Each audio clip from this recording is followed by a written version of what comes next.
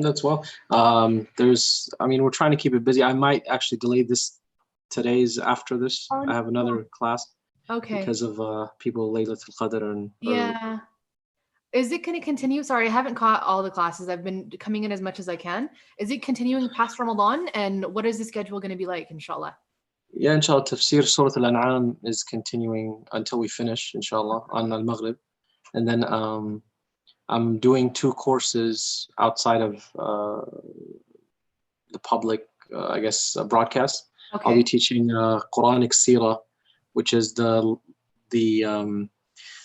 chronological order of revelation according to the Seerah of the Prophet ﷺ. So I'll be teaching that, and I'll be teaching as well beginning of guidance, Hanbali fiqh of purification and prayer, and in probably 8 weeks you'll finish that section, inshallah. Inshallah. You were hinting at this. When is that going to start, the Seerah in chronological order, inshallah? That's starting after Eid by 2 weeks, so it'll be like June, I believe, 13th. Inshallah, June inshallah. 13th. You guys can get Ahlan, Ammar is here, mashallah. Beautiful. Sheikh Ammar, what kind of a dark cave are you in right now? Is it really that dark? It is darker than dark. It's the middle of the night type vibes. No. Do you have a ring light or something? Do you want to borrow one of mine? Okay. I'll switch my setup up in a minute, inshallah. Okay, inshallah ta'ala. We are officially live actually on Facebook and YouTube. So welcome to everyone who's joining us right now for night 26, not the 26th night, the 27th night, but night 26 of Ramadan 360, alhamdulillah. Today we have an exciting, slightly different, slightly more casual program with Sheikh Ammar Shukri, Sheikh Hasib Noor, and Sheikh Majid Mahmoud joining us later, inshallah. We already have Sheikh Ammar and Sheikh Hasib with us, so we'll be kicking it off shortly. I hope that you guys take the opportunity to share the stream, to get comfortable. This is going to be it's going to be a lengthy night for all of us, inshallah, but I hope that you enjoy a session. The session is titled Date with Destiny, Most Remarkable Duaa Stories. So I'm excited to jump into them.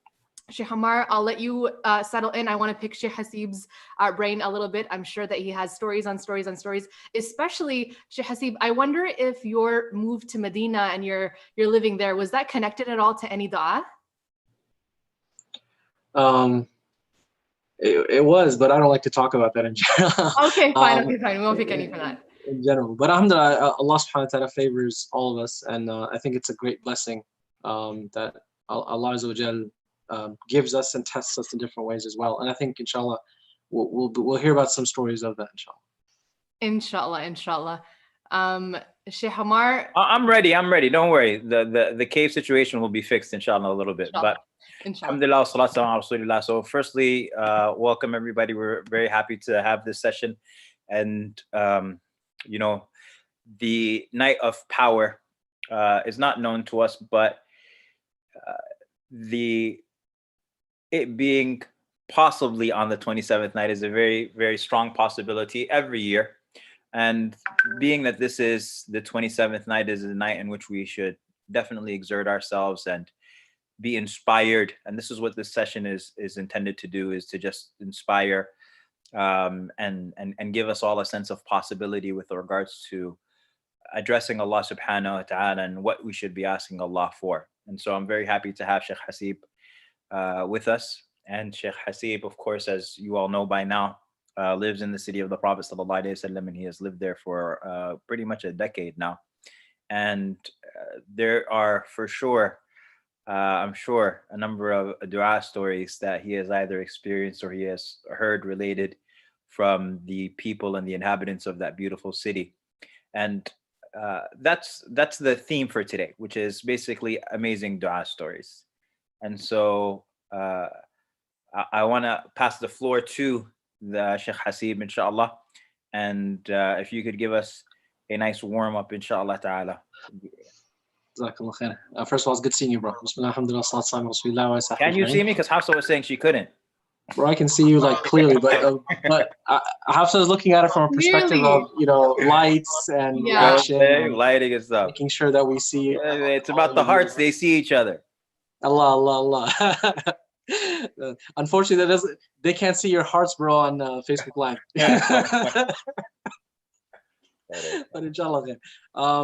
May Allah subhanahu wa ta'ala first of all bless everybody, and I'm glad you all are tuning in, inshallah, in this beautiful moment of this month of Ramadan. This is a very special night, and it is considered by a large number of scholars that the night of the 27th has virtue, and it's of course something that scholars have tons of discussion on regarding this particular night and whether it's Laylatul Qadr or it transfers from from one year to another. So Laylatul Qadr actually is in one of the odd nights. Every single year is different.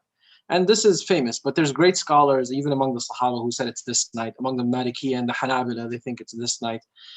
So it is a special night that we should definitely go as much as we can, inshallah. And I'll just share one quick story, inshallah, which honestly is one of my, I think, favorite and motivating factors, because one of the most beautiful stories of dua in general that's mentioned in a hadith of the Prophet ﷺ is when Ibn Mas'ud radiallahu anhu was praying in Masjid al-Nabawi, and he was making dua. And this teaches you that the Prophet ﷺ emphasized to the Sahaba from early Islam that dua and prayer actually go together. Dua and prayer go together. So making dua in your salah is extremely, extremely important. So the Prophet ﷺ was with Abu Bakr, and they passed by, and he saw Ibn Mas'ud. This is praying in Masjid al-Nabawi, in the Prophet ﷺ's masjid. And he said to him, Sal tu'ta, whatever you have asked, you've been given. And then he walked, meaning your dua was accepted. And he couldn't hear him, but it was with Abu Bakr, and it was, subhanAllah, this is a teaching methodology, right? Teaching Abu Bakr, like, look, subhanAllah, that man you see over there, his dua is currently being accepted. So what happens, Abu Bakr, the man that he is, the group of people that are with the Prophet, they go and they ask Abdullah ibn Mas'ud, what did you make dua for? And he says, I made dua for 3 things. He said, we'll tell you that the Prophet said to you that your dua was accepted. So tell us what the dua was. So that's, subhanAllah, the kind of energy and motivation they had to learn du'as. And subhanAllah, something the Prophet didn't make dua for by himself, but he accepted it from Abdullah ibn Mas'ud, and he said that Allah subhanahu wa ta'ala accepted his dua that was given to him as information from the unseen, of course. So he said, I made these du'as. He said, Allahumma inni as'aluka imanan la yartad. Oh Allah, I ask for faith that doesn't leave me. Wa na'iman la yanfad. And blessings that never end. Wa murafaqatu Muhammadin sallallahu alayhi wa sallam fi a'la jannat al-khuld. And the companionship of the Prophet sallallahu alayhi wa sallam in the highest level of paradise. And that is one of my favorite du'as. That is actually not my story. That's just the preamble. The story is of actually Sheikh Ridwan. MashaAllah. The story is from Sheikh Ridwan Saleh. And I'm sure Ammar knows it as well. And that is the story of his mother. His mother is, she's not a scholar that everyone knows, but subhanAllah, she is somebody that I think we should all take as example. And the importance of tying it with this particular dua.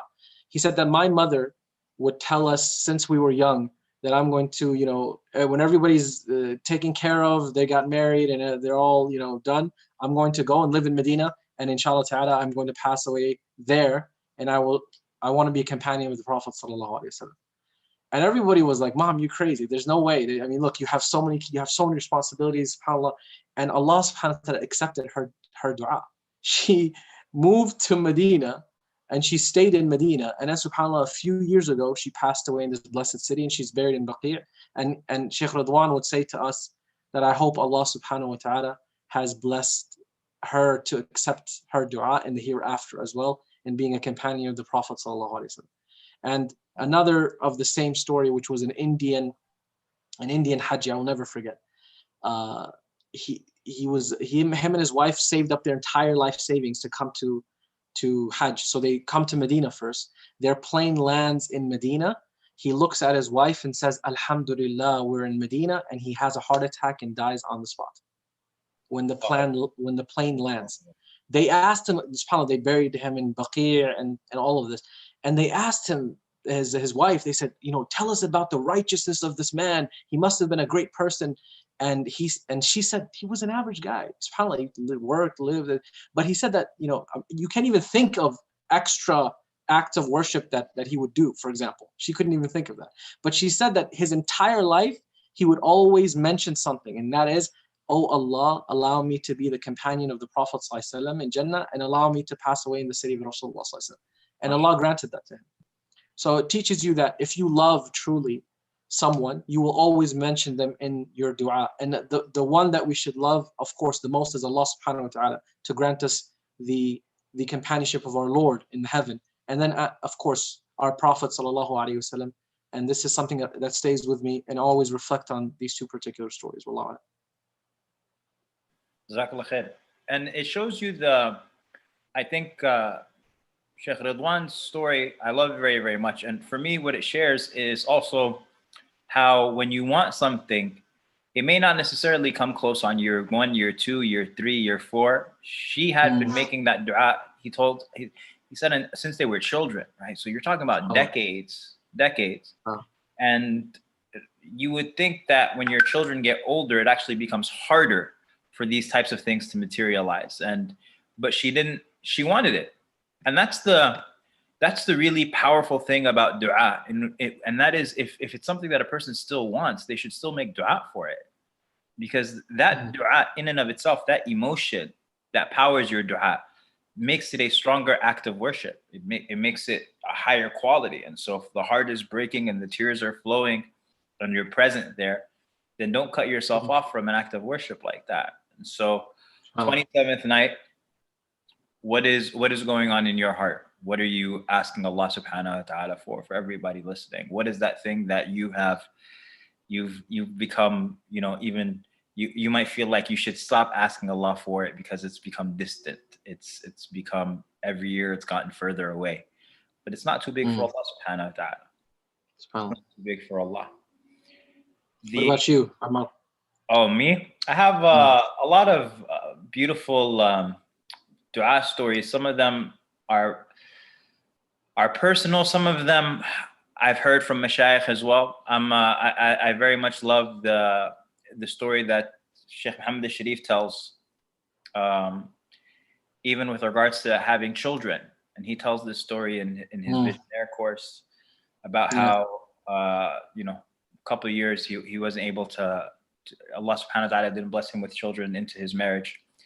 And he talks about how, the questioning that people ask, and it's as soon as you get married, they're like, okay, any good news? And it just goes on and on.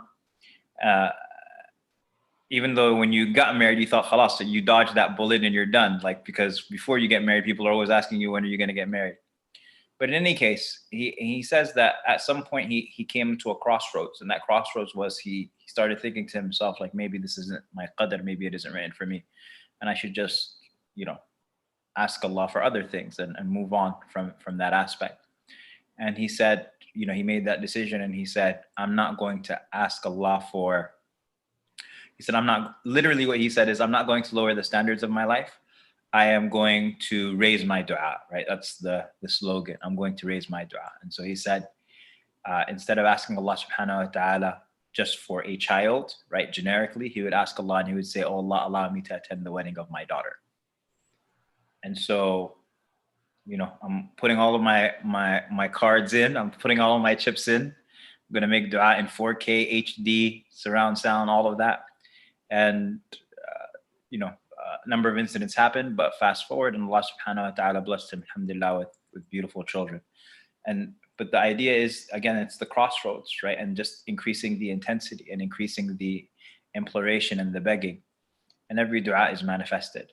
That's number one. Number two, another beautiful story that I love is a sheikh he mentions a story of, he's an Egyptian sheikh, and he tells the story of how he had went from Alexandria to Cairo to catch a flight. And it was super early in the morning. His flight was at like 5:30 a.m. So he said, I'm not going to be able to catch the flight and Fajr at the same time in the masjid, even though he's coming from Alex. And that in and of itself tells you how, it's just incredible, the religious commitment that some, individuals have, whether they're mashayikh or not, to the prayer. He's traveling already, but he doesn't want to pray in the airport. He's like, no, I want to pray in the masjid. And so what he did was he called up a friend of his who had access to a masjid, and he said to him, which is by the airport, okay? And he said, can you please leave the doors open for me? I'm going to come the night before and I'm going to spend the night in the masjid so I can pray Fajr and then leave.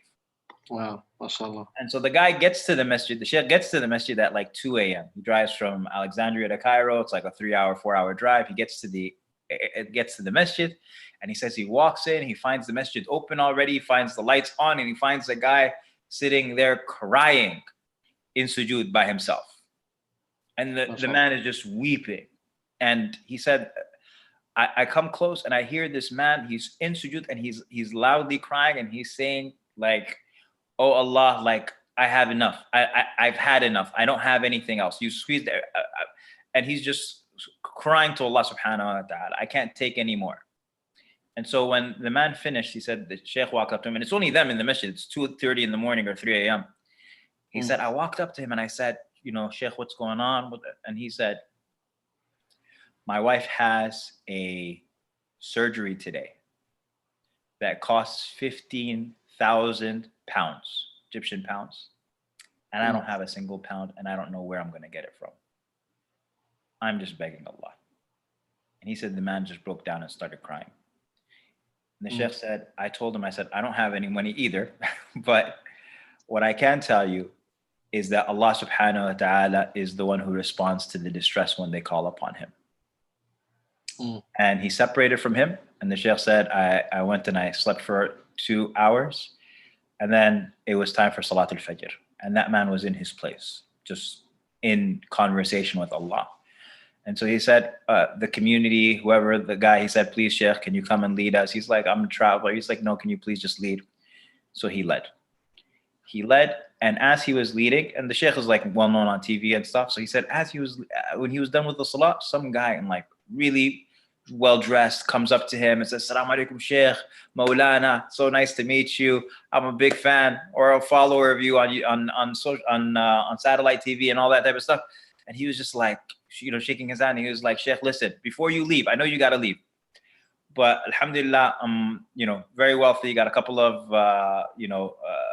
plastic companies that make plastics and all this type of stuff. And since I ran into you, you're the perfect person to ask. I have my zakat that I need to pay off, and it's 15,000 pounds, 15,400 pounds. It was the exact amount that individual had mentioned. And he said, when he said that, I got goosebumps. He said, Ana qsha'arra jildi.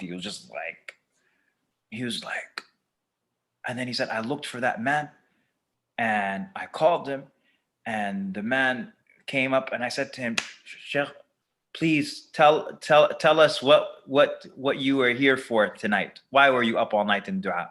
And the guy said, Sheikh, stop, you know, like, I already told you. I don't need to say this again. He said, no, you said it to me. Say it to this gentleman. And so he told him, he said, I've got a wife. She's got a surgery, and I need 15,400 pounds, and I have no idea where to get it from. And then he started crying. And the sheikh said, and I started crying. And the man started crying. He said, everybody started crying. And he said, the businessman hugged him, and he said, I've had this money for an entire week, and every single day, my wife has been telling me, go downstairs. She said, go and distribute this money, pay the zakat, pay your zakat. And he was like, I kept telling her, I don't want to give him out like this, 100 and 500 and this. I want to completely, I want to find somebody who's in duress and in distress, and I want to completely satisfy their distress, that Allah subhanahu wa ta'ala, I want to remove from them their distress, so that Allah removes my distress on the day of judgment. MashaAllah.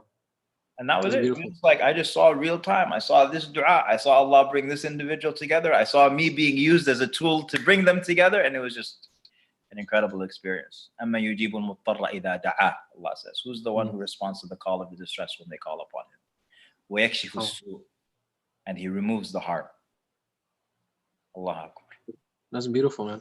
One of the things that I think, just going off of that, is the concept of having absolute certainty. You mentioned, like, from both of those stories, Sheikh Muhammad, I think he's famous for this.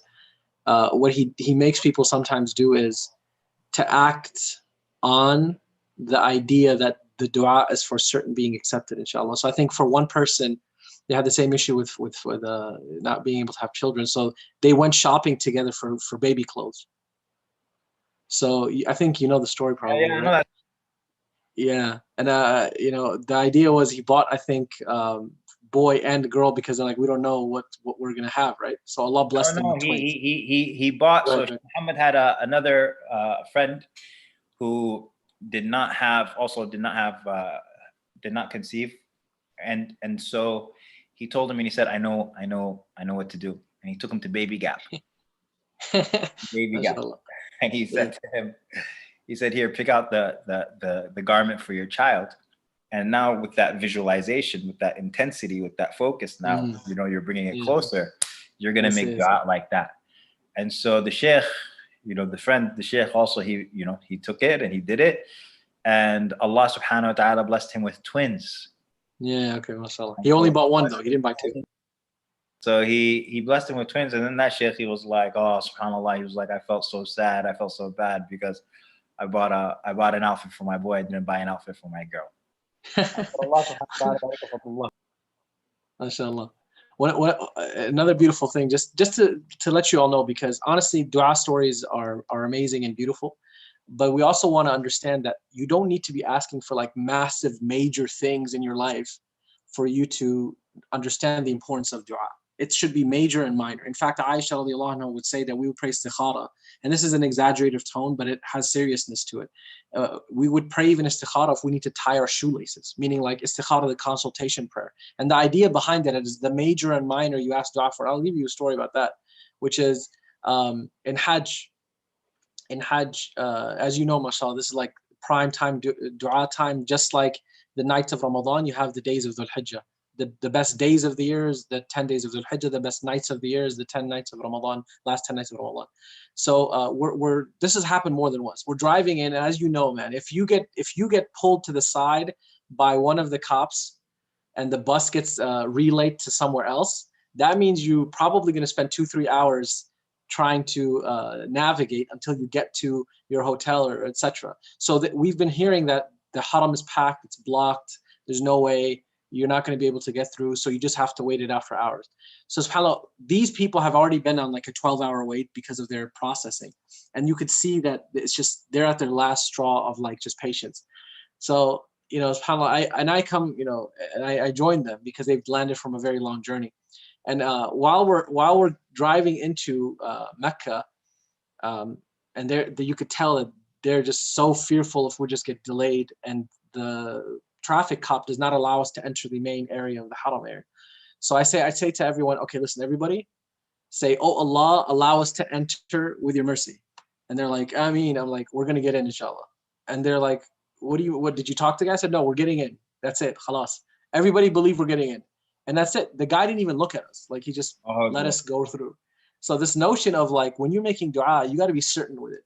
And one of the things that happened to me is the first year of my university, I lost my residency card, which basically you need to travel. This is 2 days before we're traveling. And I thought I lost it in the taxi that we're coming in. And I was just absolutely distressed. I was, you know, you can't replace it in that amount of time. You have to get a new ticket. I can't get a new ticket. I mean, that might have been, you know, I would lose like three weeks on the whole process, maybe lose my entire summer. Wow. So what happens is I'm with my friend Saeed in the restaurant, and I'm sitting there depressed. He's like, what? I was like, I don't have my wallet, man. My wallet's in the taxi, and I don't know which taxi. And I don't care about the money that was in there that I was taking. It was the residency card. And he's like, subhanAllah, man. And I just looked at him and I said, Allah won't do this to me. I walked outside and my wallet's on the ground. No way. My wallet's on the ground. I pick up the wallet. Alhamdulillah, the money, all that is gone. This is a random restaurant that you're at, or this is like your regular? No, this is Akawi in Medina. You probably ate there before, man. so it's that famous like restaurant where all students go to. So subhanAllah, it was just there, and then like right there in the middle of the street, like sajda shukr, thanking Allah subhanahu wa ta'ala. But to have a sense of certainty that, you know, Allah will take care of you. Allah will answer your du'as. And one of the things that people also kind of misjudge the acceptance of dua is if they see the tangible in this dunya, right? That's also problematic. Maybe the answer to your dua is taking you away from a harm that you didn't perceive. And I think that's something that when we build our trust in Allah subhanahu wa ta'ala, that is what we should be moving towards, is that ultimately my dua is being answered. I know, because Allah does not leave us. But if that dua is not manifested in something tangible, will you lose your iman? That's the hardest That's what I part. love about the dua of Zakaria alayhi salam at the beginning of Surah Maryam when he says, وَمَا كُنْتُ بِدُعَائِكَ رَبِّ شَقِيًّا. Like I'm never wretched when I make dua to you. I never lose, as we would say, when I make dua to you. It's always a win. And every time it's one of three things that's going to happen. You're going to get it, or it's going to save you in this world, or it's going to save you in the hereafter. It's going to save you from something else that was written for you. So that dua, every time a dua is uplifted to Allah subhanahu wa ta'ala, it's of benefit and goodness to you. And it is always answered. Absolutely. Yes. And I think, oftentimes, because we don't make dua sometimes as regular, it can come as, you might have second thoughts of like, do I really want to make dua for this menial thing? But there is no bad dua. Make dua for anything, right? As long as there's good in it, and make dua for anyone.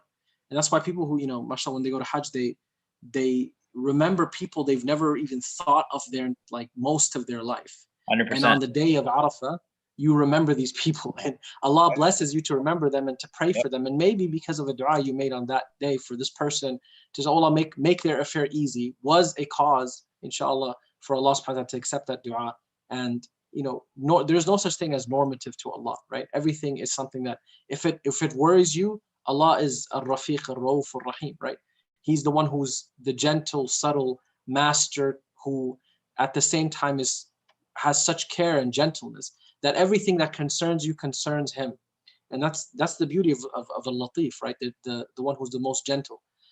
He understands the deepest worries, but also the things that are menial. So make it a point in this night, inshallah, that there is no such thing as menial dua. Make dua for everything.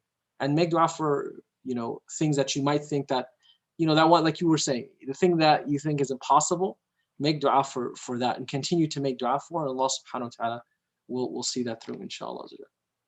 It's all about the presence of heart.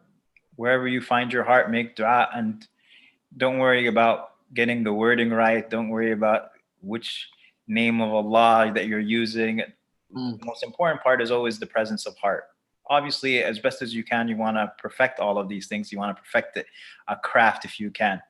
But at the same time, for it to simply flow is also incredibly beautiful, the presence of your heart.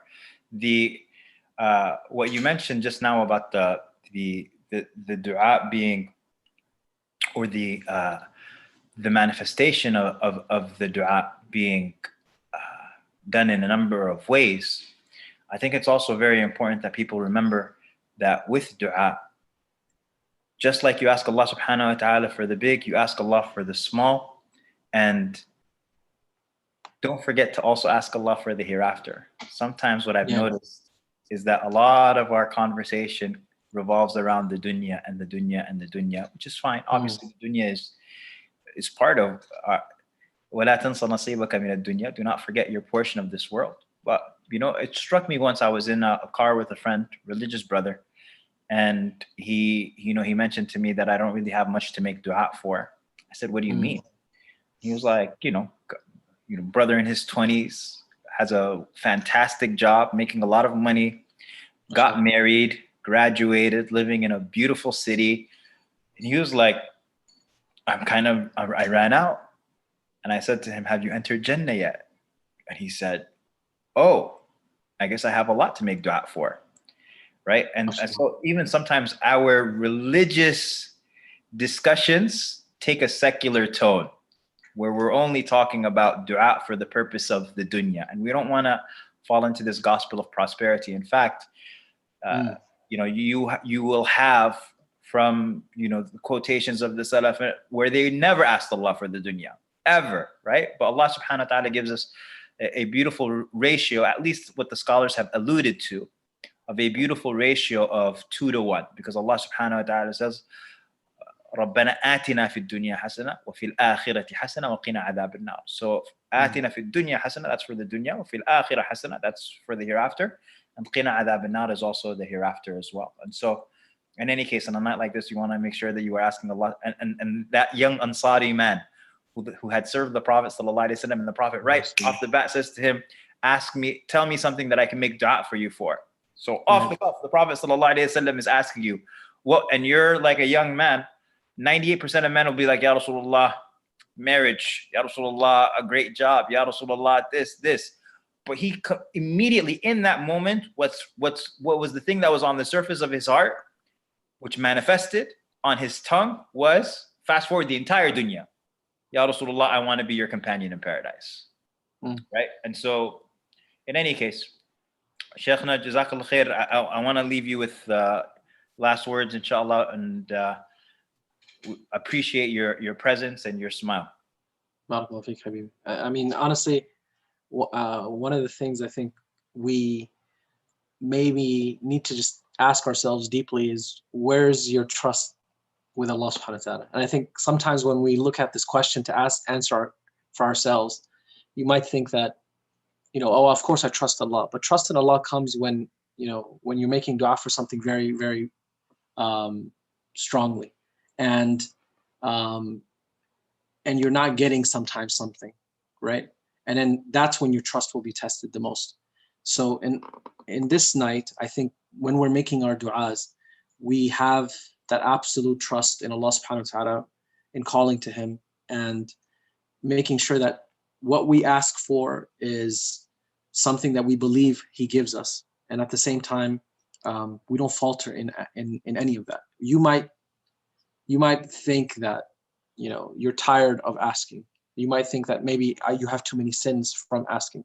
But one of the most beautiful things I want to just reflect with you all, and something I recently just came across and posted, was from Ibn Abi Dunya rahimahullah, who mentioned from Ja'far ibn Burqan, who said that I said to a man, كيف لا نستحي? He's like, how do we not feel embarrassed when we feel and we deserve Allah's blessings and we sin and we ask for repentance, then sin and ask for repentance, that meaning we're still oscillating and continuously sinning. He's like, how do we not feel embarrassed that we want Allah subhanahu wa ta'ala to bless us?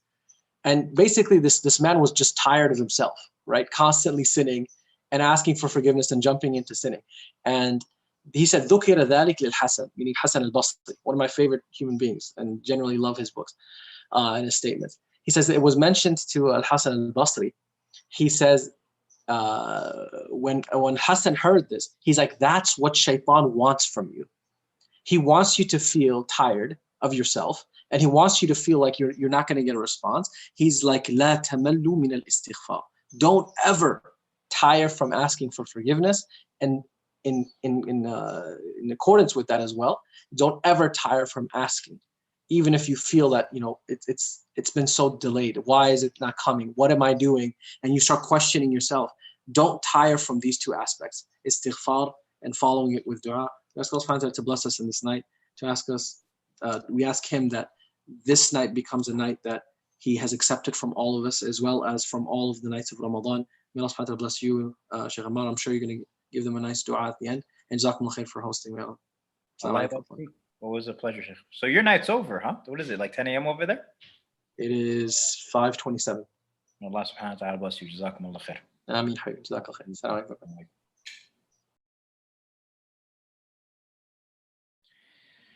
Do we have anybody from Michigan here? Assalamu alaikum. Hello, Shaykh. كيف حالك؟ Alhamdulillah. How are you doing? I think this is my first time seeing you in Ramadan, actually.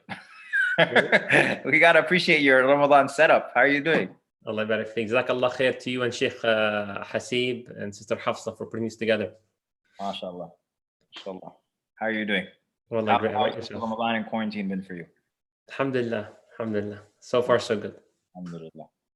Tayyib, Sheikh. So our conversations revolve around amazing du'as. And so we're looking to just kind of create a sense of possibility for ourselves on this night. And when we were thinking about this program, everybody said, you know what, you have to bring the best stories, and the best stories are found in Majid Mahmoud. So I said, you know what, I agree. So are there any stories, whether personal or whether ones that you've heard, that just really stand out to you as far as du'as that were manifested? First of all, Bismillah ar-Rahman ar-Rahim. And once again, thank you all for putting this together, and thanks to all the attendees. Just a quick disclaimer before we mention the stories. One time I mentioned a dua story, which was pretty profound. And then a brother at the end of the lecture, he said, "Brother, is this really authentic?" You know what I mean? May Allah bless him. And this is the issue here. There's one of two reasons. Number one, usually, you put third and fourth reason, but the two primary reasons for being shocked from a dua, like is it questioning it? Either you don't make dua, so you don't see them happening in your life, or you do make dua, but you forget that Allah responded. So usually these are the two primary things. No. And this one of Shaitan's tactics is that makes you forget that Allah accepted your dua, because if he gets to make you forget that Allah accepted your dua, then you will stop making dua. And dua is the ibadah, is the essence of ibadah. So we pray to Allah subhanahu wa ta'ala to protect all of us, Amir Rabbil Alameen. And then just with this disclaimer, anyone who's watching, including myself, including you, Ammar, everyone here, how many of us said, "Oh Allah, allow us to witness another Ramadan"? And look at you, witnessing another Ramadan. How many of us asked Allah subhanahu wa ta'ala, "Oh Allah, get us married," right? Alhamdulillah, I'm married, you're married. All these du'as we were so desperate for, but we forgot that perhaps, or on my end, sometimes we forget that Allah has accepted. من كل ما سألتموه أحسنت. نعمة الله لا تحصوها إن الإنسان لظلوم كفار. أحسنت. May Allah bless you. Beautiful. The best thing is when you reference an ayah, you seal the deal. خلاص. And he gave you from everything that you asked him for. We forget that we asked Allah at one point to move into that house, or to move into this house. And you asked Allah for those children that are driving you crazy at one point. You asked Allah for that spouse. You asked Allah for that job or that university that you can't stand. You asked Allah for these things. And Allah says, and he gave you from everything that you asked him. And if you were to count the favors of Allah, you wouldn't be able to do so. Verily, human beings are dhaloom. They're excessive in their ingratitude. No, they are dhaloom, excessive in their oppression. Kafar, repeatedly ungrateful. Allah barik fik. Beautiful, beautiful. Allah yahfadak ya Rabb. And when he said the school, I just thought about it right now. Many of us here pretty much finished high school. Whoever you are watching us, you asked Allah for help in every single class that you took, right? And you passed all of them. So that alone, that's like 20, 30, 50 du'as have been accepted right before your eyes, right? Unless you failed, and then that's a question yourself. Then Allah saved you from something else through that du'a. Yeah. When saying that, actually, some people right now may think, playing the devil's advocate, saying, you know what, well, Jazakallah khair, Sheikh Ammar and Brother Majid. Yes, there's a lot of du'as now that I think about it that have been implemented, but I have a lot more du'as that have never been implemented. Okay, well, how many accidents were you supposed to get into, but you were saved? That's the du'a that you made for in high school, to get married to that girl, and she was not the suitable one for you, and Allah saved you from the accident. So there's a lot of blessings that you have not seen from it. Oh, absolutely. And so, so you were saying that number one is that they either don't make dua, or number two, that they have made dua and they have forgotten about it. Yes. Ahsant. And so this individual, he had asked you, is this really authentic or what have you? So are we going to get, first of all, was that one that you had mentioned authentic or not? What was that? Yeah, I would never ever mention a story unless I'm pretty comfortable with the source. So give us some stories that you're comfortable with. And by the way, before you begin, I just want to make one shout out to everybody. Just let everybody know that on this night, the 27th night, we're so close to our goal for our Launch Good campaign. So please jump in there and shut it down for us, inshallah ta'ala. We're around 20K away. And inshallah on this night, we'll be able to get through it. So go to launchgood.com, search for the Guardians of Almaghrib. Maybe Hafsah will share the link. And let's see, inshallah ta'ala, if by the time Fajr comes, we'll be able to knock out that goal. So tfaddal, Sheikh. Bismillah. Okay, so let's share maybe a couple. One of the first ones to share. Let me know with the time, how are we with time? So let me go with one of. Salamun hiya hatta matla' al-fajr. Allahu Akbar. That's a good one. So one of the ones that is very famous. We've heard it many times, perhaps. But one of the things I really appreciate is that I got to hear it from someone who actually spoke to that individual. And the story goes as follows. It was in 1970s. A brother, for the first time in his life, he saves up his money, makes tons of dua to go to Hajj, and Allah subhanahu wa ta'ala willed and accepted his dua. And now this brother, alhamdulillah, is on his way to perform Hajj. And as you know, Hajj, especially in the 70s, and the back you go, the more difficult in general it can be. He eventually, throughout his Hajj in Mecca, he got into a bus. And I just want the people to visualize the bus with me a little bit. It had 2 columns. You walk in between, but the last row is connected. So there's no space in the last row of the bus. And when the brother came in, he noticed that there's a lady all the way in the back of the bus in the last row that was so like compressed or so tight, very uncomfortable position because of the crowd. Then he saw a young man and a young woman in the first row of the bus. So the first row, and they're extending their legs, through the door, like they have so much room, leg room, and so on. So that brother who saw the young couple and he saw the old lady, he went to the young man at the first row. He said, "Brother, may Allah bless you, accept your Hajj." Made dua for him and nicely asked him if he can switch spots with the old lady in the back. Then the brother said, "You know what, I'm so sorry. I understand where you're coming from. She's an old lady and everything. But me and my wife came early just for this spot to relax, have leg room. So it's very difficult. I'm not going to switch spots." So that brother, he said, "Please look at her, look in the back. Look how exhausted she looks like. Look how old she is. She's so uncomfortable. You're still young. May Allah bless you. May Allah protect you." Eventually the brother, the young man, he says, "Okay, I will switch spots." So then he got up and then he went to the back. And then that brother who was in the middle, he told the old lady, "Auntie, mom, out of respect, come sit in the front. There's more space." So she stands up. And by the way, her standing right away just shows you like how comfortable she is to move from that place. So she is walking. And right when she sat in the first row of that bus, she extended her legs, extended her arms, very comfortable, sitting next to another young lady. She said, "Oh Allah," then look at this. She made dua to Allah. He said, "Oh Allah, make this man perform Hajj every single year." That's her dua. "Oh Allah, make this man perform Hajj every single year." Now that brother, this story was in the 70s. The last update I got was 2012. He never missed Hajj once in his life since the 70s. So he says, perhaps this is the barakah of the dua of the lady.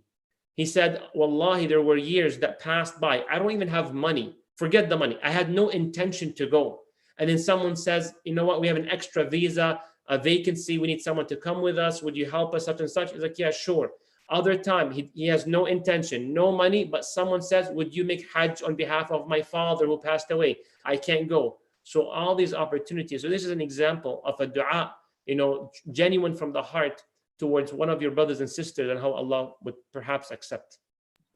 That's amazing. And it also shows us the importance of making dua for people. I mean, that lady, she just made a dua for that individual in that moment as a matter of showing gratitude to them. No. So many times, these things are habits.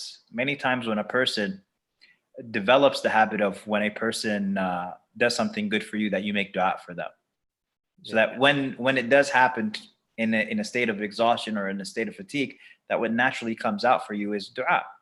And parents as well, they should condition themselves that when they see goodness from their children, that they make dua for them, and that when they see that which isn't good from their children, that they also make dua for them, as opposed to making dua against them. And the famous, now that you're inspiring, you just inspired another thought in me, is the story of the Imam of the Haram, who they asked him, "How did you become the Imam of the Haram?"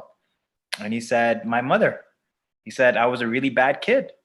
And whenever I would do something bad, my mother would say," her immediate response was, "May Allah make you the Imam of the Haram."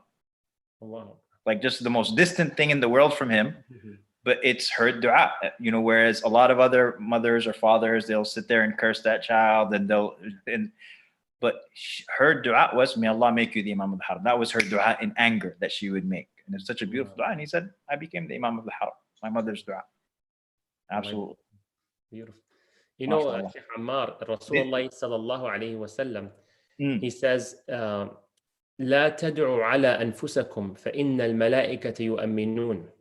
So he says, don't pray against yourselves, and don't pray even against your children, because the angels say Amin.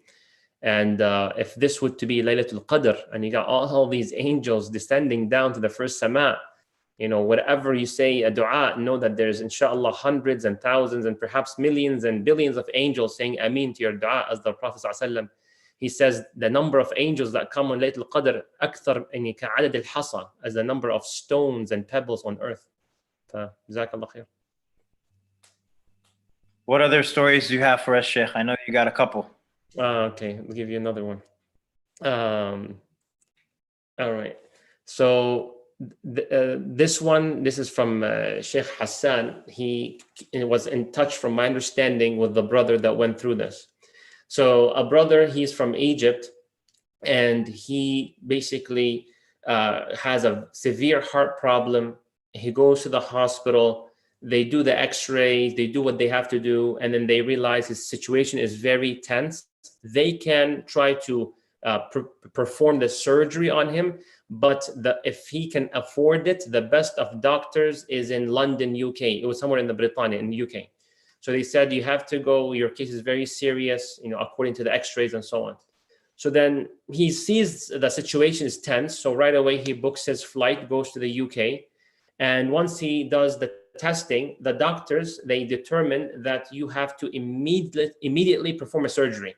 Like, it's not the type of thing that wait another week. And just right now, this part happens very often to all of us. May Allah protect us all. Like people that we know, you go to a checkup at the hospital or a doctor, just check up, and he says, go to the ER right now. So that is similar to what he went through. He's going for a checkup, says surgery right now. We cannot delay that.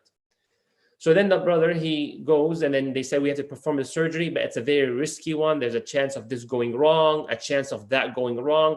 So the brother got a little bit worried, and he told the doctors, would you allow me to go back to Egypt just for 3 days, just 3 days, go see my family, everything like that, just in case, because of the risk that you are mentioning, I might even lose my life and stuff like that. Let me just see them and I'll be right back. The doctors, they refused to sign him off. Like, yeah, you can go. They said, no, you got to do it right now. He kept begging them until he eventually convinced them. They gave him some medication to take. He says, 3 days, you got to be back in the UK. There's non-negotiable. And they signed him off, and then he flew back to Egypt.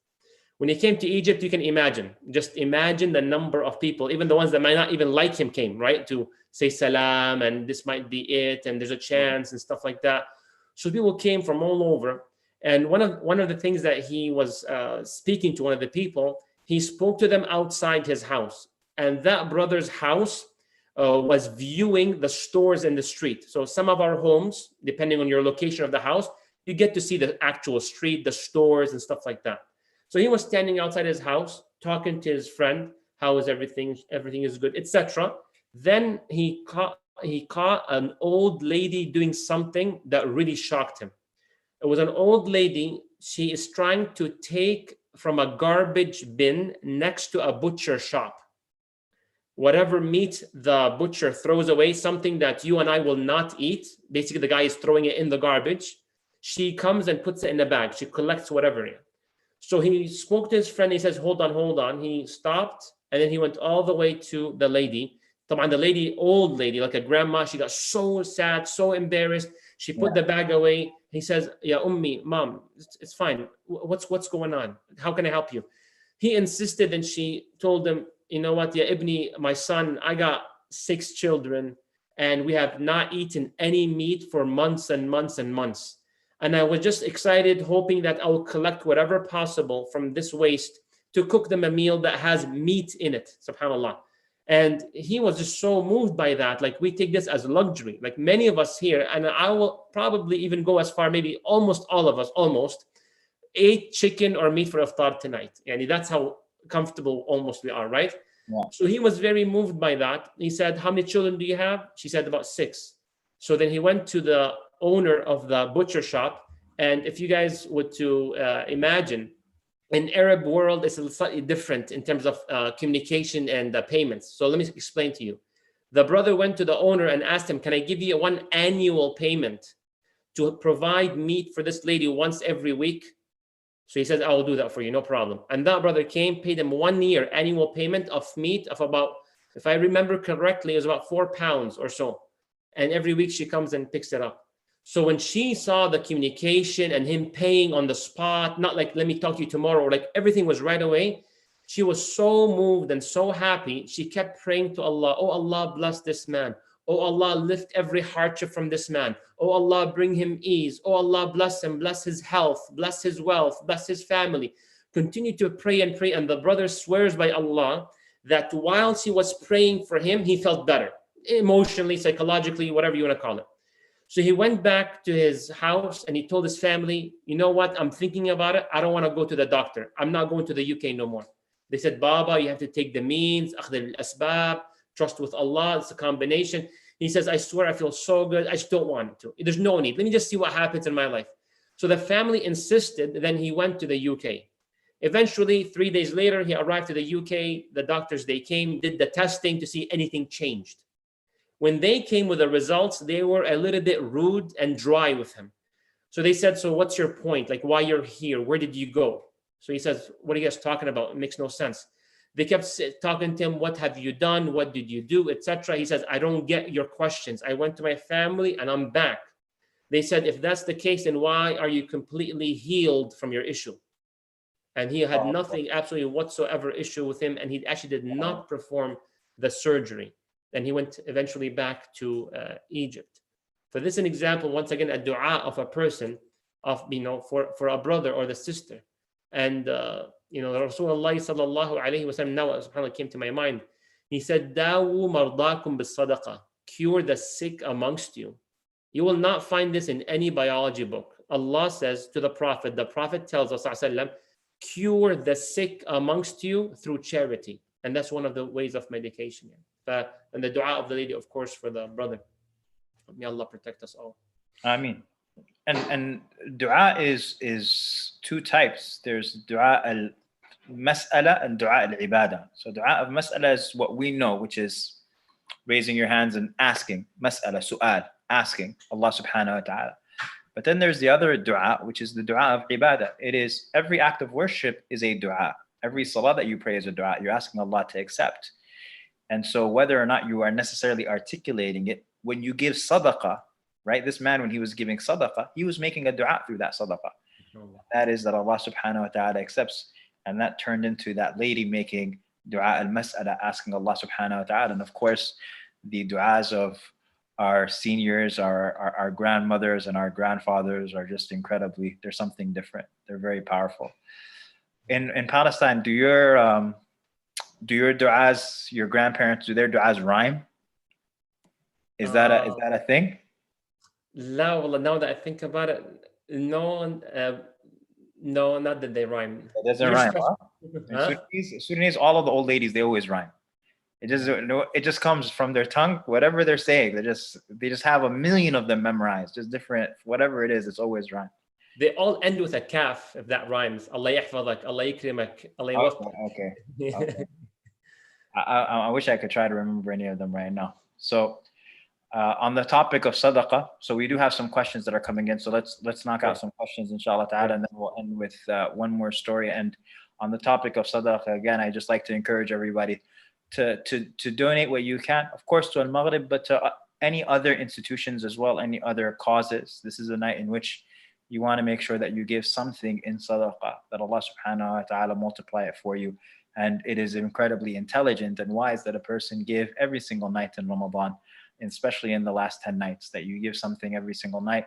And alhamdulillah, all of these websites and programs, they can even automate it for you. Allah has made giving so easy for us. And so question we have is lots of beautiful inspiring stories. Can we touch upon someone makes a dua for someone because they feel injured, injustice done upon them? What can the person receiving such a bad dua do to alleviate it other than asking for forgiveness? So I have someone who's making dua against me. What do I do to alleviate that person, alleviate from that? So I think that the question is that if it's okay to make such dua, right? No, they're asking, what can I do if it's being made dua against me? Well, so if I understand the question correctly, a person has caused oppression to someone else. No, they're not saying that. They're just saying someone is making dua against, for example, yes, maybe someone has caused oppression. Yeah. And so now someone else is making dua against them, and they're wondering what should they do. Ahsant. So there's two scenarios. The first one is that if you oppressed someone and you did not seek repentance or try to bring back their right, and they make dua against you, according to the Prophet ﷺ, it's over. And Rasulullah sallallahu alayhi wasallam, I'll share with you two things.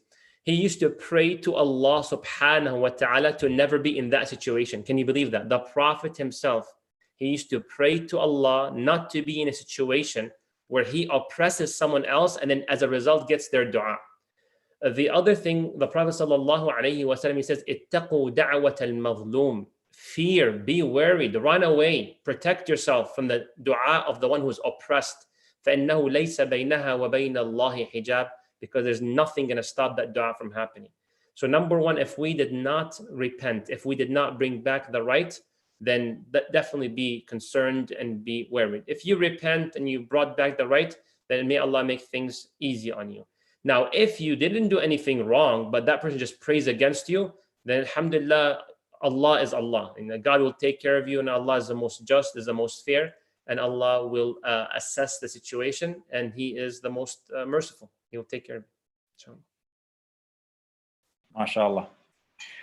What is the likelihood of dua being accepted if you ask on behalf of someone else because they refuse to ask Allah of any dua due to losing faith that it will be accepted? So someone else has given up hope for whatever it is. What is the likelihood of, well, first of all, this issue of likelihood, percentages, I don't know of that being anything that anybody can tell you about a likelihood. But if you ask on behalf of someone else because they refuse to ask Allah anymore due to losing faith that it will be accepted. So I'll just give you my thoughts, Sheikh, and then no, you go. This is yours. You take it. No, it's all right. But the idea for me is you should make dua for that person. Number one, you should make dua that they keep faith, that they don't lose faith. Right? That's one of the greatest things that you can ask Allah subhanahu wa ta'ala for your brother or sister is that they be guided. That they be guided until they meet Allah subhanahu wa ta'ala. And then number two, that if you know something is goodness for them, even if they don't necessarily believe in it in that moment, that you make dua for them to acquire it. I think that is a manifestation of sincerity. I mean, that's the dua of parents. They're making dua day and night for things that their children are not interested in or don't see or don't feel or are not convinced of. And so I think that is just a manifestation of sincere friendship and sincere brotherhood, that you don't give up on people who have given up on themselves, that you don't give up on individuals even when they have given up on faith, right? That you continue to make dua, and that's the least right that a person has. The dua of your brother in their absence, the dua for your brother in their absence. And this actually leads me to another beautiful point that I did want to mention, that Abu Darda, he says, I make dua for over 70 of my brothers, أذكرهم وأنا ساجد. I remember them when I am in sujood. So of the things also on Laylatul Qadr or the 27th night or any of these nights, I would highly encourage that you remember people by name. All of these people who make up our lives, and we all have different people, their extended family and friends, and Majid Mahmoud and his family, right? And all of these individuals. But I mean, it's a beautiful statement that a true friend is someone who mentions God to you and mentions you to God, right? Nice. And so that if you don't remember each other in these types of moments, then when are you going to remember each other? Sheikh Hasib also was mentioning in Hajj how Allah sends you kind of like inspiration in your heart. Part of it is just being aware of these things, these moments when they happen. And that is when you see someone's status, for example, just pops up all of a sudden on your phone. Make dua for that individual in that moment, right? If you recognize, I won't call them signs, but when you read and notice, you look for subtleties. And in those subtleties, you use them as inspiration to make dua. تفضل شيخ. لا ما شاء الله you nailed it خلاص. Alhamdulillah. الله يبارك فيك يا رب. What do I ever do if I ever made dua against someone and I want to take it back? This is like dua against your brother or your sister, meaning your sibling. These are It's like I get to it, I want to take it back. يعني if you I'm assuming if that person made dua against them, my assumption is because they were oppressed by them. That's why they made that dua. So one of the things is forgive them, basically. So you go to that person, you say, you know what, I forgive you. And if you're able to forgive them and voice that to them, they'll be pretty awesome, especially tonight. The Prophet sallallahu alaihi wasallam, he says, "Ighfiru yaghfirillahu lakum." He says, forgive the people, forgive others. As a result, Allah will forgive you. So, Bismillah. Maybe this is the night you send that message. You say, you know what, hakuna matara, no worries, khalas. Kama qala Timon, as Timon said, and Pumbaa. MashaAllah, we jumped a quick $5,000. May Allah subhanahu wa ta'ala bless you all and reward you all. We'll actually end with a dua for all of our brothers and sisters, the donors and those who intended to donate, and everybody else, of course. But Hafsah, do we have any more questions, or are we pretty much done?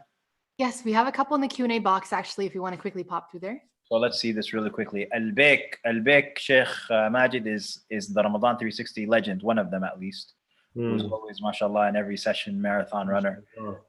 Can some dua have scary consequences, like if you ask to become a billionaire or boss of your company or president of your country? Can Allah grant such grandiose du'as just to someone else, just to test someone, like with a fitna? Or do we always ask with hope that whatever Allah bestows on us of what we ask is good in this life and hereafter, and there is no strings attached? So he's basically asking and saying, if I ask to be the president of a company, for example, how do I know that this will actually be good for me and that it won't be necessarily bad for me, right? For me, that's exactly what Du'a al-Istikhara is. Du'a al-Istikhara, you are saying, oh Allah, if you know that this is good for me in my deen and my dunya and the hereafter. And so if you don't know Du'a al-Istikhara, I would encourage you to Google it.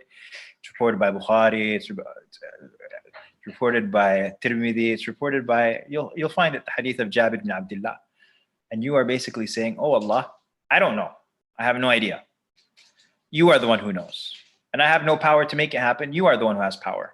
Okay? And so if you know that this is good for me, then guide me to it. And if you don't know, sorry, not if you don't know, astaghfirullah. If you know that this is not good for me, then divert it away from me. But feel free to seek out greatness.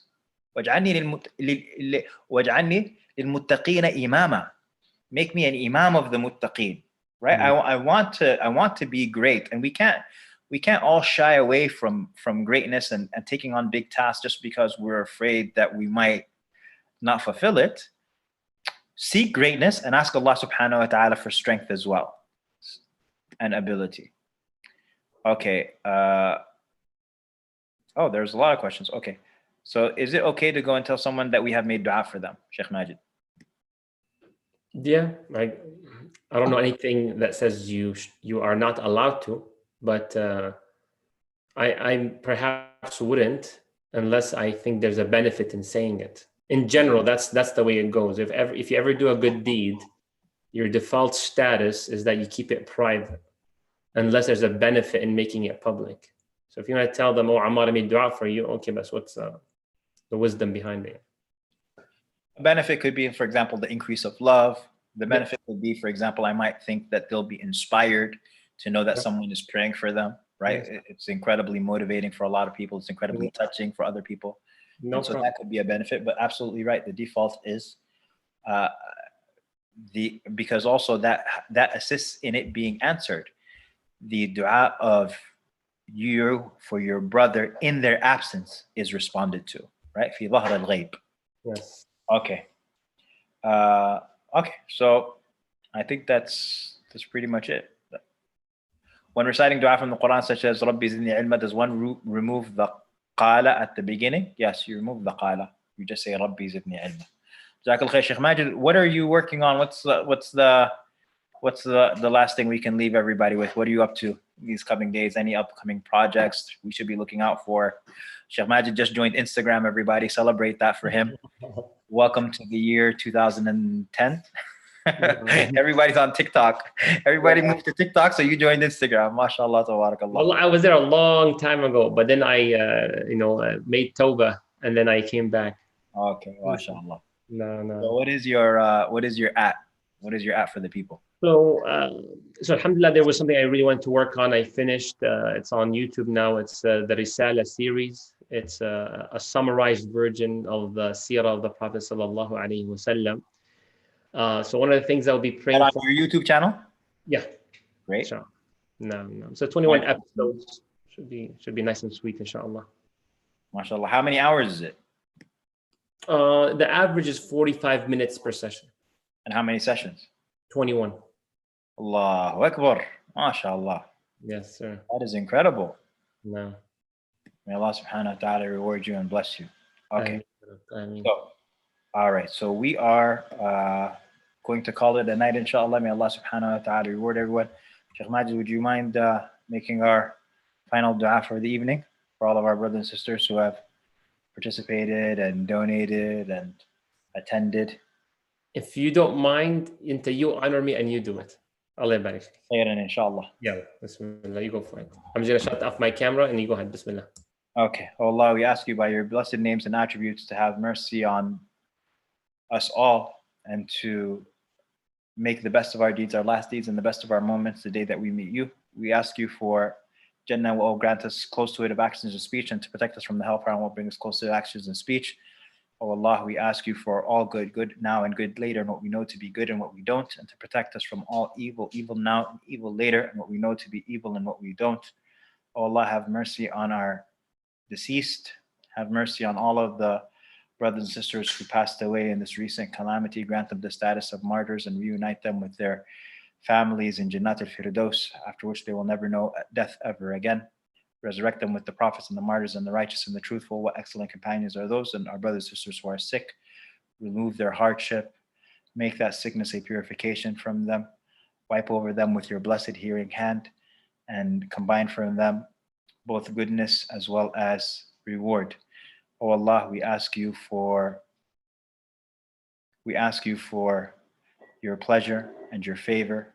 We ask you for all goodness. Oh Allah, we ask you to increase us in knowledge. Oh Allah, we ask you to unite us always on goodness and to make us sincere advisors of each other, sincere supporters of each other and allies of one another. Oh Allah, we ask you to not allow for shaitan to wedge anything between us and to not have any share of our actions. Oh Allah, we ask you for sincerity in our actions and speech and in our worship. And we ask you on this blessed night that you not make for us a concern except that you address it, and no debt except that you remove it, and no pain except that you relieve it, and no distress except that you relieve it, and that you make no need for us in this dunya or in the hereafter that is a source of pleasure for you and benefit for us, except that you assist us in fulfilling it. Oh Allah, we ask you to grant us beautiful worship and beautiful patience and beautiful sincerity and beautiful truthfulness. Oh Allah, we ask you for beautiful remembrance of you. We ask you to make your remembrance the companion of our hearts and the moistening of our tongues. Oh Allah, we ask you to make the Quran the spring of our chests and the light of our hearts and the remover of our sadness and the repeller of our distress, and to make us love recitation of the Quran and to make us love its memorization and its studying and living according to it, and to make us of those who contemplate it. And oh Allah, we ask you to have mercy on our parents as they raised us while we were young. Oh Allah, overlook their faults and forgive their weaknesses and their shortcomings. Oh Allah, we have forgiven their shortcomings. Oh Allah, forgive their shortcomings. Oh Allah, forgive their weakness. Oh Allah, have mercy on them and gather us with them in Jannatul Na'im. Oh Allah, we ask you to allow us to drink from the pool of the Prophet sallallahu alaihi wasallam on the day of judgment, a drink after which we will never feel thirsty ever again. And we ask you to allow us to enter into paradise and to gaze at your face. And we ask you, O Allah, that in this world, that you make us guided and guiding of others, to have mercy on everyone who asked us to make dua for them. O Allah, facilitate all of their affairs. And on this blessed night, we ask you, O Allah, that you are forgiving, you love to forgive, so forgive us. You are pardoning, you love to pardon, so pardon us. O Allah, you are forgiving, you love to forgive, so forgive us. Sallallahu alayhi wa sallam, wa sallam, jazakallah khair, Sheikh Majid. Always an absolute pleasure. Look forward to seeing you very, very soon, inshallah. Jazakumullah khair. Jazakumullah khair. Assalamu alaikum. Alaikum salam, Sister Hafsah. Alrighty, Jazakumullah khair. That was the most beautiful, mellow, like heartwarming program I think we could have ever expected. Barakallahu feekum to both of you for that amazing session. I'm going to hijack the session now. So Okay. I'll let you enjoy the night, inshallah, Sheikh Hamar. For those of you who are still here, okay, take care. Assalamu alaikum wa rahmatullahi wa barakatuh. And Sheikh Majid as well. Take care, please. Assalamu alaikum wa rahmatullah. For those of you who are still here for the next 15 minutes or so, Sheikh Majid, you got to go because I'll be too embarrassed to hijack it if you're still here. So I'm going to take the next 15 minutes. Why? Because subhanAllah, Du'a is the most beautiful form of ibadah to me in my entire life. There's everything that I can weaken in. Sometimes I struggle with things, but Du'a is the one constant. And I love the mellow and the beautiful stories that we just learned, but I want to bring a little bit of energy back and motivate you guys for those of you who are starting your 27th night, before you jump into your ibadah, for those of you who are ending it, to remotivate you, because we still have the 28th and the 29th night, which is going to be Thursday night, inshallah, left. So if you guys will give me the next 15 minutes or so, inshallah, I want to take some time and enjoy. And I messaged and I commented on one of the Facebook pages. Please do share your own Du'a manifestation stories. There is nothing, subhanAllah, there's many, many weaknesses. The one thing that I try to strive for is to live my life by Du'a. And it's been brought so many blessings. This entire job, this role with Almaghrib, alhamdulillah, was a result of a Du'a. This, the Faith Essentials being free for 3 weeks and having 20,000 students join us for 3 weeks, that was the result of a Du'a. And Ramadan 360, all of these interactions, this community, I wanted to have live sessions constantly. I wanted to build this kind of community. And it was a dream. And I didn't even think this was possible because we did not have the budget for it. And then Almaghrib was like, you know what, we're going to make it free. We want to make it accessible. There's so much Du'a that goes into everything that Almaghrib itself does as an institution, my role in it and your role in it right now, subhanAllah. So I wanted to take some time to motivate you all as well. Please share if you have Du'a stories, especially if there's something that was crazy that you didn't expect. Please share it in the comments, inshallah. And yes, someone said finding the authentic knowledge that Almaghrib offers was the manifestation of a Du'a for me. I feel that so hard. So I want to share a couple of Du'a stories as well. And I linked them earlier below. I was kind of sneaky because I put in the launch good link that we have for Almaghrib, and then I put my link underneath it as well, especially because as a woman, this level of access to knowledge, this was such a big Du'a for me from my childhood, because you go to masajids and you didn't have room for yourself, or you couldn't ask the imam, or you couldn't ask the sheikh the big questions that you wanted to ask. And I was a kid who had so many questions. So having the access to the free Fridays that Almaghrib offered and having the access to the courses was one of the biggest Du'a answers that I've ever wanted in my life. Alhamdulillah, being able to have my shuyukh remember my names. Even, I was like, I remember making a Du'a 2 years ago that, I want Sheikh Abu Isa to know who I am, and Sheikh Yahya and all these people that I aspire to be as a woman, but I only get bits and pieces of time. Now, alhamdulillah, I interact with them on a regular basis. I email them, I bug them over messages. Alhamdulillah, I never imagined in my life that would manifest the way that it did.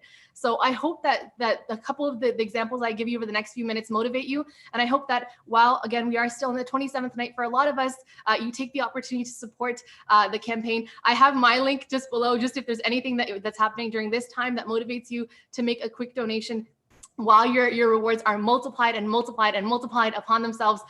Please do so, inshallah. I'll shout people out if you would like over the next little bit, but this is more so just for our Du'a lovers out there. So please do, everyone, chime in. I'll read out if there's any good stories that are coming in from Facebook and YouTube. And as you can tell, I am kind of nervous to do this takeover. I didn't tell anybody in advance, so please excuse me because I'm not very prepared for it, but I just could not leave the topic of Du'a and not do justice to it. So subhanAllah, actually, I love the fact that Sheikh Hasib in the beginning mentioned making Du'a for small things. I don't know if you guys are all in the habit of it. Let me know if there are small things that you make Du'a for. But I remember, so for about 10 years of my life, I used to bus a lot. I used to bus everywhere I go. For hours. One of my jobs for 2.5, 3 hours, I used to bus one way to get there and then one way another 3 hours to get back. Even for Almaghrib, I used to bus 2 hours and then walk for 45 minutes before I got my car, alhamdulillah.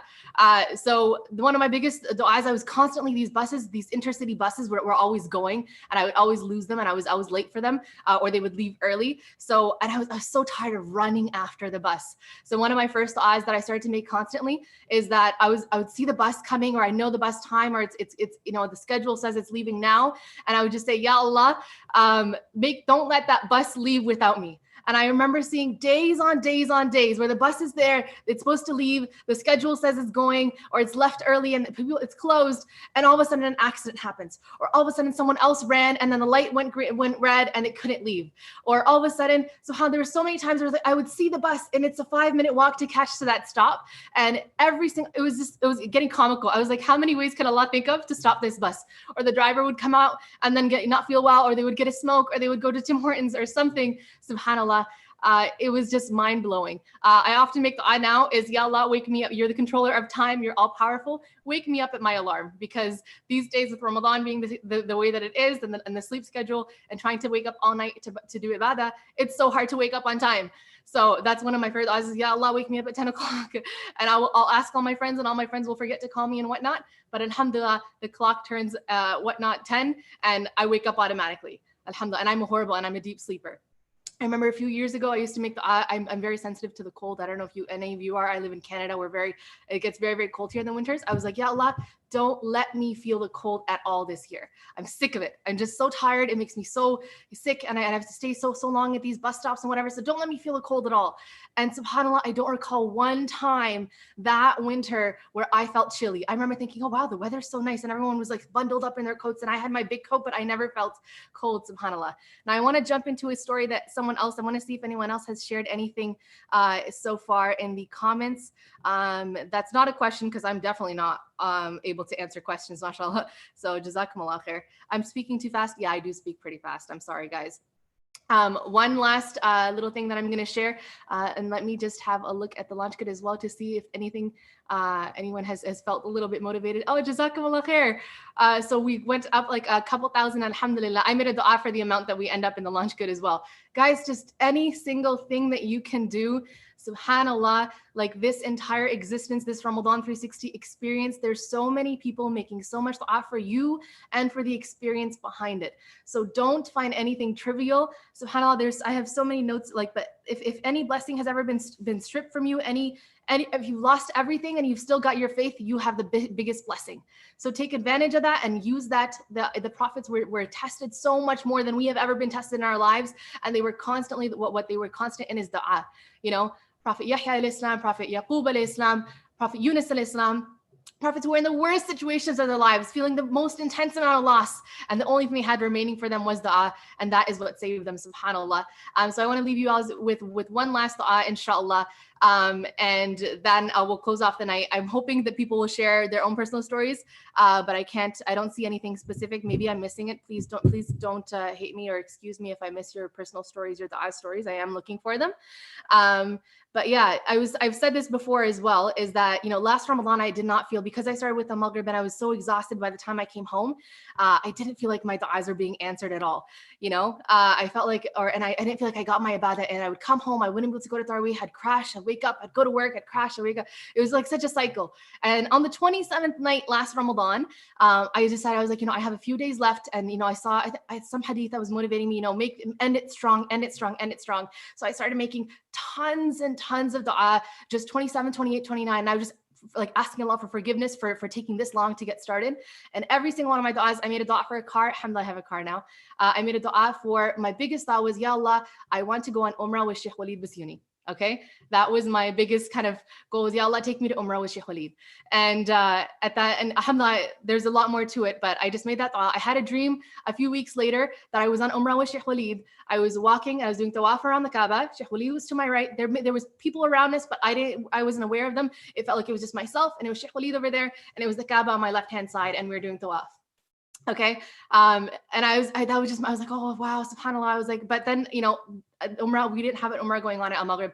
Everyone was calling in and asking, do we have Blessed Voyage this year? That's our Umrah with Dar es Salaam. Everyone kept asking, do we have it? Do we have it? And I said, no, unfortunately, we don't have Blessed Voyage this year. This is what I was told. Come September, November, whatnot, near the end of the year, all of a sudden it's like, oh, by the way, we have a Blessed Voyage coming up.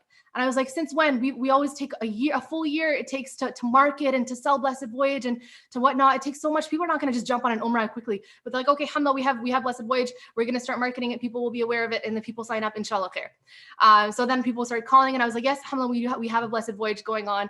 And that is like the best Umrah experience. And I don't even like, I like Umrah. Like I love the idea of it, but I had never realistically, and I could not afford to ever dream of Umrah. It was just like a not even a joke, now billah, but like that would be great if I could do that. Oh, Allah, take me to Umrah with Sheikh Waleed. Just why not?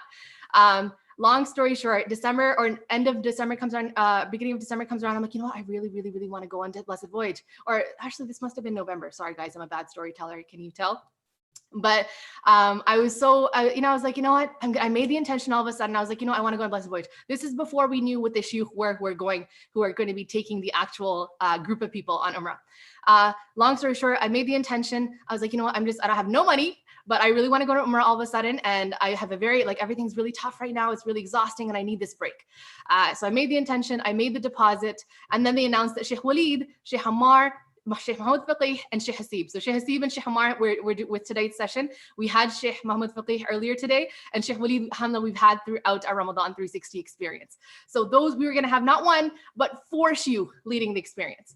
Long story short, time goes by, it gets closer to Umrah, and we find out that Sheikh Waleed is in poor health.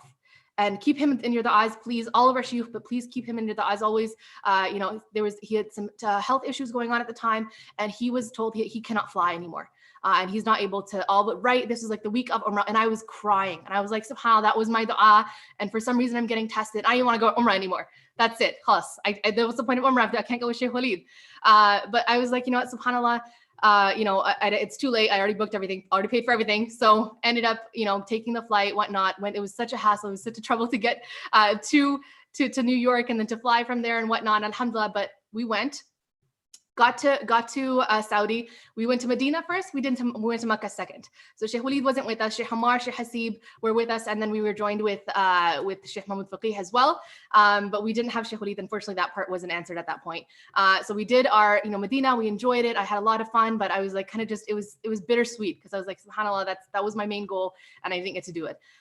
We finally got to Makkah. The first night, everyone went and did their Umrah. And unfortunately, something came up and I wasn't able to do Umrah with the entire group. So I was the only one who had not done Umrah. Everyone got to go, the entire thing, they were done, khalas, and I'm like crying in my hotel room because I didn't get to go on Umrah. And that was my whole goal, was that this is the experience that I wanted, subhanAllah. And I was just so heartbroken. I can't even explain that feeling, right? The next day comes, I'm sleeping in, I'm like crying. I went to Fajr with my friends and Nashida, Muna, Nahla, mashallah, who are my friends, Bahia, who are my housemates for the hotel. I went to Umrah with them. I went to the Masjid al-Haram with them. I was just so sad. I finally went and I saw the Haram for the first time. I was crying so much and whatnot. And then I went back and I find out all of a sudden, they're like, oh, Hafsah, Sheikh Waleed is looking for you. I was like, what? And I found out, subhanAllah, the people who had gone at night, the group that I had missed, Sheikh Waleed had somehow managed, he just barely gotten cleared to come he couldn't do Umrah, he couldn't do the full experience, but he was just cleared to come for us. And he was not safe enough. It was not healthy for him. He could not actually do tawaf with us, etc. But he was just there and he wanted to motivate us because he promised and he was part of the Umrah experience on the package. So he came, he was like, they're like, Sheikh Waleed was looking for you. He was wondering where you were last night. He was wondering where you are right now. And I was like, what? And so, like, lo and behold, I can't go to the afternoon session. Sheikh Waleed is there and he's like, oh, I need to touch base with you for something or whatever. It's like, how was your Umrah and whatnot? I was like, oh, I didn't get to go. And he was like, you didn't get to go on Umrah? And I was like, yeah, this thing happened and whatever, and I can't go on Umrah. And Sheikh Mahmoud Faqih, who was there, oh my God, this is getting so much longer. I will finish this up in 4 minutes, I promise, 3 minutes. Sheikh Mahmoud Faqih was there. They're like, you have to go on Umrah. We have to do a second Umrah then. We have to make sure that you go. Subhanallah, Jazakallah khair, Amina, thank you. And I was like, oh, inshallah khair, like I'll see, I'll try to go, whatnot. And a lot of people wanted to do it a second time. So a lot of people, they had already done it. They wanted to do Umrah for someone else and whatnot. So there was a demand for that. And they're like, okay, this is the perfect excuse. Hafsah, you got to make sure you go on Umrah. And we scheduled it for the next day to go. Long story, there was a delay, whatnot. It got pushed by another day. It got pushed by. And unfortunately, Sheikh Waleed, again, cannot lead the Umrah. It's only Sheikh Mahmoud Faqih and Sheikh Ammar who are leading them right now. Sheikh Mahmoud Faqih, and they've already led them. They already did. Sheikh Waleed only did the pep talk before it, right? Anyways, so the next day comes. Wow, I'm like forgetting the story because I'm so giddy. So the next day comes, and all of a sudden, Sheikh Mohammed Faqih was supposed to lead my second Umrah. He was the one who was like, we have to make sure you got to go. Sheikh Walid's like, make sure she gets her Umrah. And so we had this whole plan. We had all Blessed Voyage has this amazing, setup. We went to there was just so much to do. There was so much enjoyment of the ibadah. And I was enjoying it regardless. I was just bummed that I hadn't had the experience yet. Long story. So nighttime comes, and Sheikh Mohammed Faqih was supposed to lead our Umrah, and he starts not feeling well. And he started, I can't, I don't think, and all of a sudden it's like, maybe the second Umrah might not happen because Sheikh Mohammed Faqih is not, all of a sudden he's feeling unwell. We had a khatira with him on the roof of the haram. I think this is at Maghrib time, and he's looking like tired. I have a picture from it. I actually posted in the Ramadan 360 group, and Sheikh Walid is sitting here, and Sheikh Mohammed Faqih is sitting next to him, and he's not doing very well. And all of a sudden, this seems like it's not going to happen again.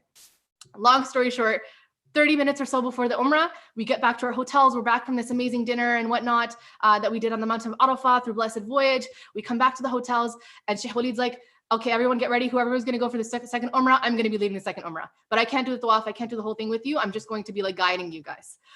Allahu Akbar. I was like, the entire thing was in a dream, like a movie, running around, making sure, getting to the hotel, whatever. But again, Sheikh Walid can't do the full Umrah with us. And subhanAllah, long story, this whole thing happens, whatever, we go down. I can't explain all of Umrah. I'll be here for another half an hour. Guys, again, remember, if there's anything that you liked and that you don't, if you're making fun of my red face right now, I'm doing this story, if anything connects to you, please do show some love to the Launch Good campaign. I'm kind of embarrassing myself partially for that. I want to get some of the ajr because I know it's going to be sadaqah jariyah for yourselves and for me, inshallah. So we both benefit, alhamdulillah. Long story, so we go to the haram. I can't even remember the steps of Umrah right now because I'm so blown away from this memory. And subhanAllah, Sheikh Walid, he's not supposed to do tawaf. His doctor fully said you cannot do tawaf because if you get into contact, you will be hurt or whatever. This is not safe. Somehow he is doing tawaf with us. And my exact memory, and I hope I feel bad for everyone in my Umrah group because I was crying so hard I couldn't breathe the entire tawaf. I was just crying. And I opened my eyes at one point when I'm crying, and I look up, and to my right I see Sheikh Walid. Everyone in the group has fallen behind because this was their second Umrah and this was my first, and they knew I didn't gotten a chance yet. So to my right is Sheikh Walid. To my left is the Kaaba. He's wearing something slightly different color to what he was wearing in my dream. But literally, and I was like, subhanallah, there was nothing left. There's no dream, no desire, no nothing that Allah cannot answer to completion. And literally, it's just it was literally, I was like, I wanted to break, I wanted to fall because I was like, subhanallah, I couldn't, to a T. A year ago, I had no idea. I had no desire for Umrah.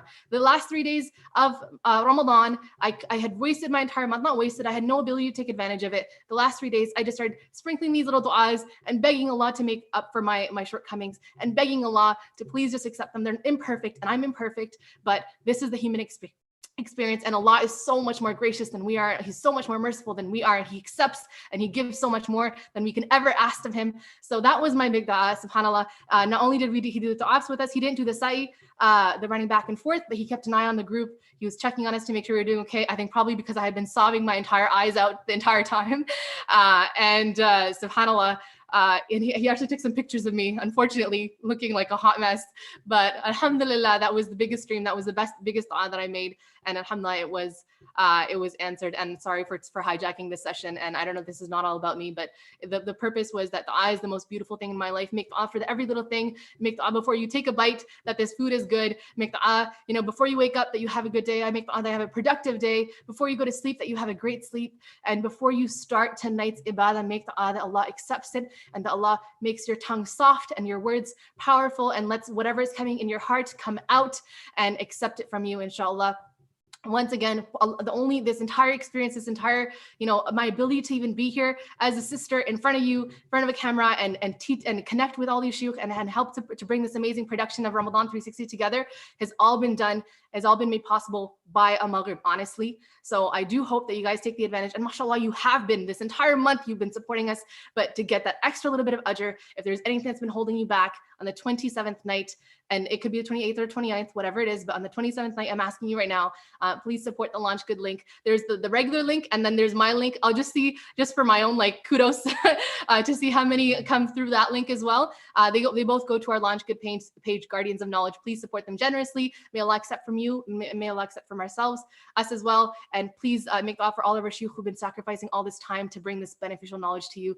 Jazakumullah khair. Apologies for this hijack. It went longer than I thought it would, but I hope that there was some benefit and some motivation. And Jazakumullah khair for everyone who stuck around to the very end. May Allah bless you, and may Allah accept all of your prayers tonight. Ameen. Take care, everyone. I will see you tomorrow for day 27 of the Ramadan 360 programming. Jazakumullah khair for sticking out this long, and I cannot wait to see you then at 4 p.m. Eastern Standard Time. For now, Assalamu alaikum.